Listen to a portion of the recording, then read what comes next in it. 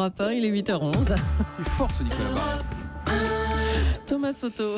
Où est passée la réforme territoriale? Bonjour Nicolas Barret. Donc, bonjour Thomas. Le projet de loi transférant les compétences des départements aux nouvelles grandes régions est en discussion au Parlement depuis l'automne. Mais à force de passer à la moulinette, eh bien, ce texte a été sérieusement édulcoré. Oui, et on pourrait appeler ça la revanche du millefeuille, si vous voulez.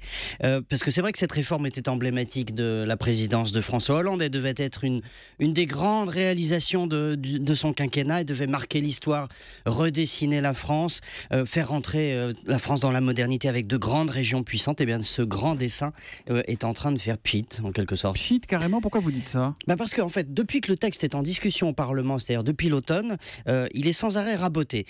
Il avait pourtant rien de révolutionnaire, il s'agissait simplement de transférer certaines compétences des départements aux régions. On ne supprimait pas les départements.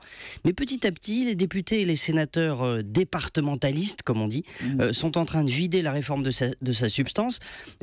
Ces défenseurs des départements ont déjà remporté 2 victoires en récupérant la gestion de la voirie et des collèges. Là, contre toute attente, ils viennent de remporter une 3e victoire en récupérant les transports interurbains, les transports scolaires et les ports maritimes.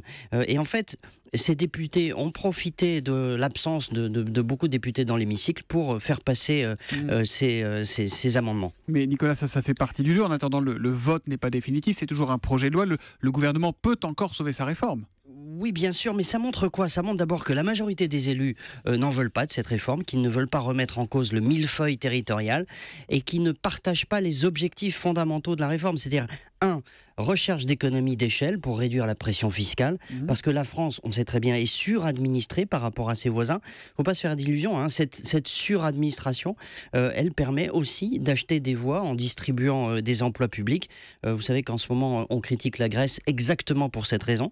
Donc on n'a pas beaucoup de leçons à donner. Et puis 2, l'organisation du territoire en grandes zones économiques, c'était aussi ça le but pour avoir une vraie stratégie économique.